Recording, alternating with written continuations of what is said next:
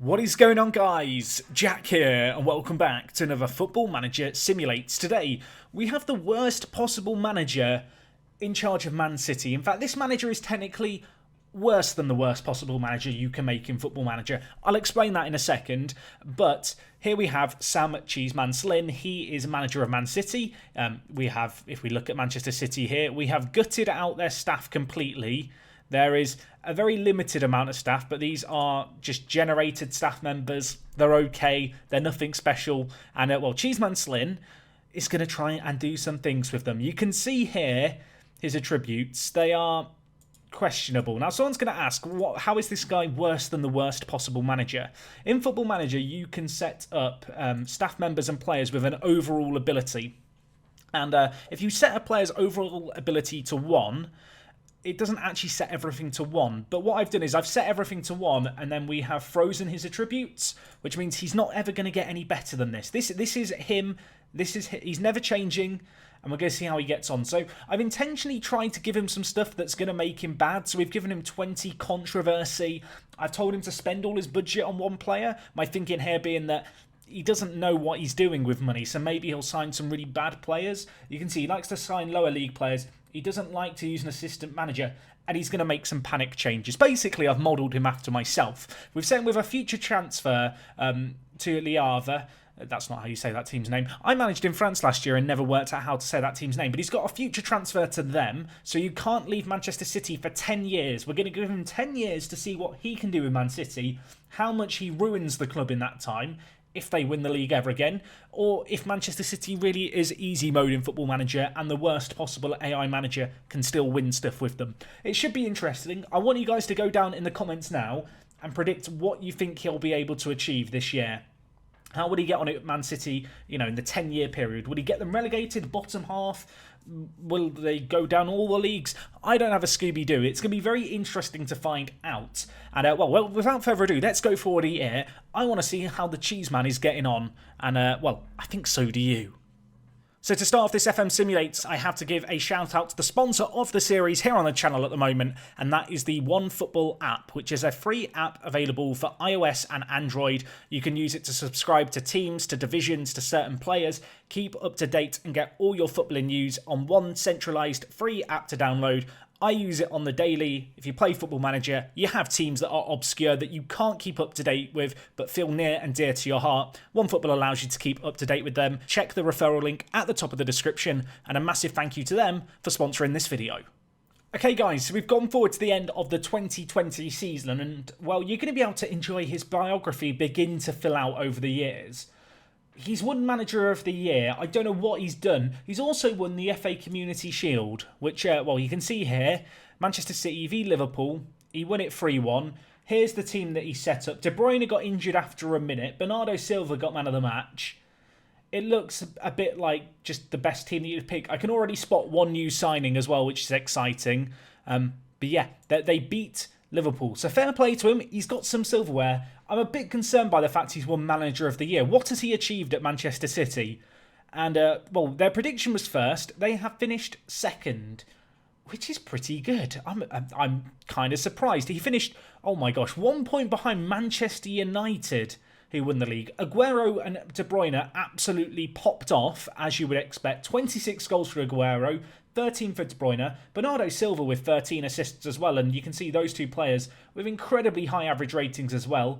Edison, 18 clean sheets. I mean, have we unintentionally created the greatest manager ever? Have we made him so bad that he's good? Who did they spend money on? Who did they spend money on? I've got a bit of a theory here as well. I think that he's going to do okay at Man City until Pep Guardiola's squad moves on. And at that point, once he starts perhaps moving on some of City's current squad, it'll be interesting to see how well he can build a team. I'm not entirely sure how much they're going to fall down because he's got so much money to spend. But at the same time, he should not have any tactical know-how of any kind. Anyway, we can look at some of the transfers that they did here. So they brought in Stefan Savic from Atletico Madrid for £41 million. Let's have a look at him. Not a bad little centre-back. He played 17 games. not a particularly great average rating. They invested a little bit for the future as well. They brought in Daramy here, who's a very, very good kind of resourceful and flexible winger / attacker. They brought in Sandro Tonali, Football Manager Hall of Famer. It's like Cheeseman just a Football Manager player at this point with these wonder kids he's signing. And the last player he signed was Everton. Not the club, just to clarify. That he's not that stupid, although I can imagine him ringing up Everton and trying to make a bid. But no, Everton, the Brazilian winger, and you can see here he's played on either wing. He's got 2 goals, 3 assists. He's kind of done okay, I guess. On the outs, did they sell anyone? It looks like... Oh my gosh, they had a bit of a clear out, although most of these are loans looking at it. But Mix Diskarud has gone to Lokomotiv Moscow. So they made 1 sale. So nothing too crazy going on there just yet. Obviously, in the next few years, he's going to get a bit more money to spend. He's going to start making this squad his own. But he's done very well first season. Better than I was expecting, although I'm not entirely sure what I was expecting from him. Anyway, we've got loads of years to get through here. Let's go forward another one. Season number 2. Is he going to do better than second? Can he win the Premier League? He's got a Manager of the Year award. Let's find out. Okay, guys, we've gone forward another year, and well, they finished 3rd. Their prediction was 2nd. They've come 3rd, so he's slowly taking them down the league, I guess. In 20 seasons, maybe they'll be relegated, although, no, in 20 seasons, they can't be bottom because they would have been relegated after 18 years, so that logic doesn't work. Anyway, I'm getting sidetracked. This is the team that he's played, and this team looks pretty similar to their team in real life, although I'm noticing a Lenglet at left-back, who they signed for £60 million. That hurts my eyes. And they also signed Ruben Neves, who's got 10 assists from defensive midfielder.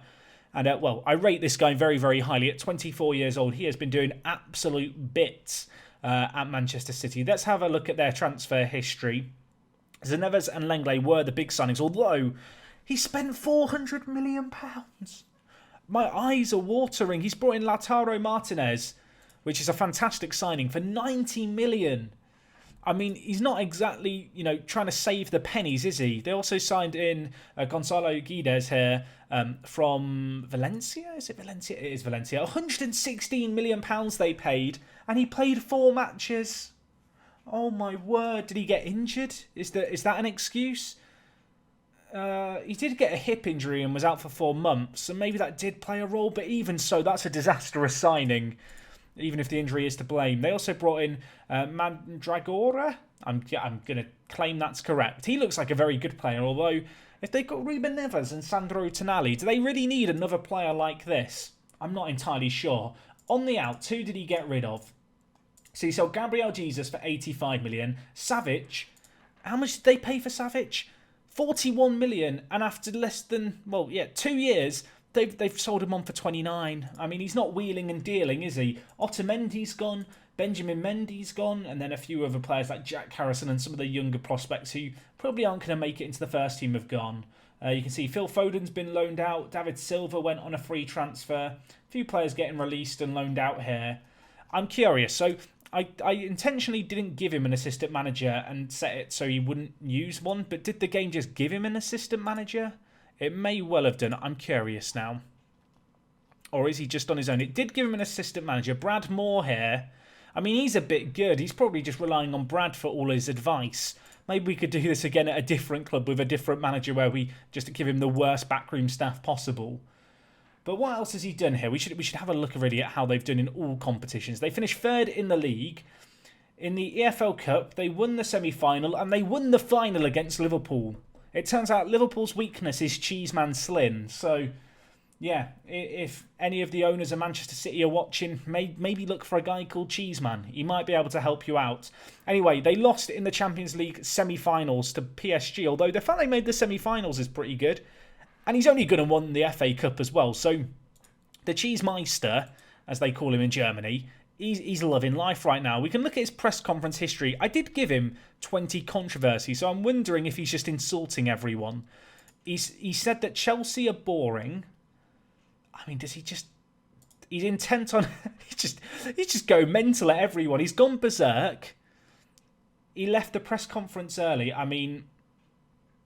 I mean, look at this. He's just insulting everyone. He did admit he got it wrong once, but other than that, it looks like he's just insulting everyone. He goes berserk. Let's have a look at the title, shall we? So they finished third. They finished on 77 points. Liverpool won the league, finishing 8 points ahead. Manchester United, again, doing very, very well. They came second. You can see here, Raheem Sterling, best average rating in the league, which is very, very impressive. We need to discuss, by the way, the fact that the joint top goal scorer in the league, Djurkiewicz, plays for Birmingham. They finished bottom, but they had the top goal scorer in the league. I've never seen that before in Football Manager. That's an achievement. I almost feel bad for him. Raheem Sterling was the big standout player for them, though. We can look here at their kind of past 11, kind of keeping with the same players. Considering they spent so much on players, it's kind of mad that some of them didn't play more. You can see Lautaro Martinez had a pretty good impact, to be fair, 23 goals. I almost feel like he's got too much money and he's going to struggle to balls things up. But then we've seen signings and sales like the Savic one where he's kind of sold him on for a big loss and Guedes not really playing much, albeit through injury. He can't surely keep this spending up even if they are making a lot off sales. I'm very curious to go forward another year and see how he's getting on. And, well, let's do that. Let's go to 2022. It's the future. Cheeseman Slin, what you going to do? Okay, this is more what I was expecting. Media prediction first, league position 5th. And apparently, they're in the process of a board takeover. Oh dear, are they about to lose all their money? I don't know. There's a lots of new faces I've noticed here. Husam Awar's here. Julian Brandt is there. There's new players everywhere. Let's have a look. What have they done in the transfer market? Cheeseman Slin, you've come 5th. You've spent £430 million. To be fair, you've made $280 million in sales. So who did you sell? Bernardo Silva you sold. Sergio Aguero you sold. Laporte you sold. Everton you sold. They're 4 players who were first-team players previously. Now, granted, they've got good money for them, but that's still a lot of players to go. Then you've still got players like Mahrez, Gundogan, Zinchenko, Patrick Roberts, who can maybe be of use. I mean, they've let go of quite a few players there. They have spent $430 million. Who the hell did they buy? So they brought in Julian Brandt. You can see how good he is here. Very, very good player. £99 million though, questionable. He signed Lukaku for £80 million from Inter. And, well, he's got 5 goals in 12 games. He's loving spending money on strikers. They brought in Awar for £72 million, who, to be fair to him, 14 assists in the Premier League. He has chipped in and done, a really good job, to be fair. Ben Godfrey, £65 million for the centre-back. He's made 18 appearances on off the bench. Mostly at centre mid, although he's also played centre-back. I'm surprised he's substituting his centre-back. And 6.78 rating is kind of shocking. Saigonov, they brought in from Bayern Munich. He's played 7 starts and 8 appearances on off the bench. I wanted to check if he was signed in January. He wasn't. He was signed in August, so he's just not had an impact. They signed this guy, Demiral, who I believe is a right-back or centre-back. Yeah, centre-back. I noticed he'd been playing right-back for them. To be fair, he's played a decent amount of games, so for the money they spent, at least he's doing something. They've brought this guy in from Leeds United, who's a Cypriot regen who looks like Dr. Egghead. I mean, he's quite good, to be fair, but they spent £12 million on him, and they signed this guy from Olympiacos for £8 million. I tell you what, he's loving his bargains, but £430 million spent, and they finished 5th. Now, granted, they only missed out on goal difference, but 76 points is kind of shocking. You can see Martinez was the top goal scorer in the league, and Awar had most assists. What was their issue? What was their issue? You can see here the best 11. They've got Sterling, De Bruyne, and Martinez in it. Laporte is in the team of the division at centre-back, which when you consider they sold him is shocking. Ederson, bless him, he's still in goal. Let's have a look here at the stages. They scored 74 goals. They conceded 40. They've not actually done that badly, although 5th place, he probably would have been sacked for that, regardless of what he did in other competitions. And, well, let's have a look at how he got on in other competitions. In the EFL Cup semi-final, they won. They won the EFL Cup against Liverpool again. He's loving it. He's actually loving it. Meanwhile, in the FA Cup, they lost in the semi-finals to Manchester United. And in the Champions League, second knockout round, oh dear, they lost to Barcelona. That is not going to reflect well. And Bernardo Silva scored in that game as well to add insult to injury. I mean, that's not a good year. I know he's won some more stuff, but it's still not great, and his signings really don't look too inspired. He's concerned about his future at Man City. Little does he know he's got another 7 years to do his thing with them. He's already getting nervous. They're in 5th. They're struggling. Let's go forward one more time for this episode. 2023, Cheeseman Slin, where are you going to be? He's still going to be at Man City, but where's he going to be in the league? Let's find out. Okay, guys, so we're back, and it's 2023, and I got really excited for a second, thinking that Manchester City had Cheeseman's son, that he'd had a baby, because that's a thing that managers can do in a Football Manager. He hasn't, unfortunately, but they have got Barry Cheese playing for Manchester City's academy. Maybe we'll follow the adventures of Barry Cheese. Maybe not. Anyway, he's still in charge. They've come 5th again, which is disappointing. I realise some people might not know where the name Cheeseman Slim comes from. When I did my Messi and Ronaldo in the non-league experiment, which if you've not seen, do go out and check it out. It was a fun little one to see how the two kind of got off facing off. But we discovered a player called Cheeseman Slin, and I feel like he's on the way to becoming a cult hero in the channel. And so he's probably going to make the odd appearance here and there. I'm noticing a few new faces in this team now. They've got Porro at left back and Vinicius Jr. they've got. And he's got 15 goals and 8 assists. They were predicted to finish 2nd. They've come 5th. They got 76 points last year.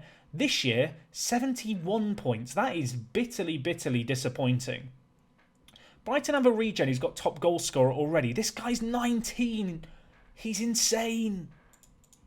Okay, he did generate at them. He's nuts.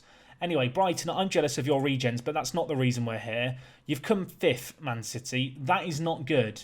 Who did you sign? Okay, you made one signing. He's toned it down. He's seen last year, he's thought about it, and he's reeled it in. Although, that could be because they've changed ownership groups. If we look at finances, there's no landmark there. Let's look at just general. I guess they're still owned by their oil daddies. That's not a phrase, oil daddies, Jack. I'm going to make that a phrase. But they're still owned by them. And actually looking at it, their budget for next year is £201 million. That's not what we're looking at, though. We're looking at... Oh, look at the players they're thinking about signing for the future. That's next episode. Keep an eye out for that. But Vinicius Jr., the only player they signed, they bought him for 113 million, I think it said. Can we take a look here, FM? Thank you. Yes, 113 million. 12 goals, 5 assists. He played all but one game in the league. And then on the outs, they sold Lenglet, João Cancelo, and Lukaku. Can we discuss the fact he signed Lukaku for £80 million? He played 13 times. And then they sold him for less than a quarter what they paid. And he's now played that many games for PSG and scored 7 goals in the second half of this year. They sold him in January. That is shocking.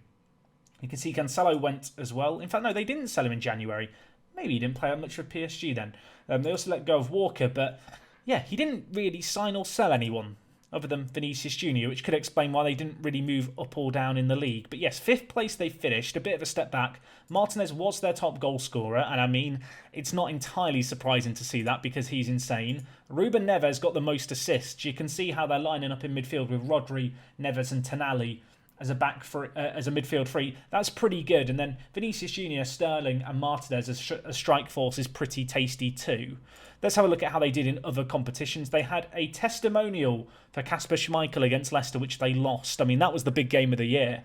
In other competitions, they lost, in the EFL Cup against Fulham on penalties. Lautaro Martinez missed the all-important penalty there. They were, of course, in the Europa League this year. They were in Group E. They did top the group with 5 wins and 1 draw.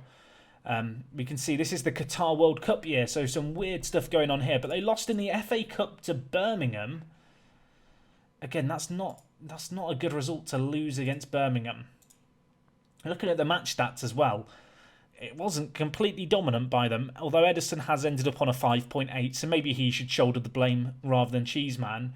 And in the Europa League, they got to the final and they won it. So they beat AC Milan 3-1. I probably should have noticed that by the fact it says they're qualifying for the Champions League despite finishing 5th. But yes, they've won the Europa League, so he's got silverware. He doesn't care about finishing top 4. He's going to get the Champions League spot some other way. You can now see his past kind of victories. So, He's got an FA Community Shield in 2019 and 2021, a Carabao Cup in 2021 and 22, the FA Cup in 2021, and a Europa League to add to his name. I mean, he's absolutely loving it. I'm surprised he's still in the job, I'm going to be honest. He's on £500,000 a week as well. He's loving life.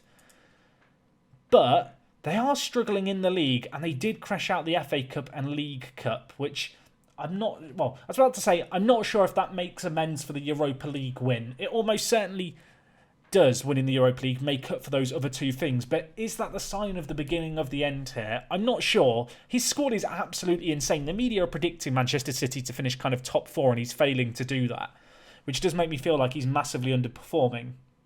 And I do wonder now, he's still got 6 years left at the club.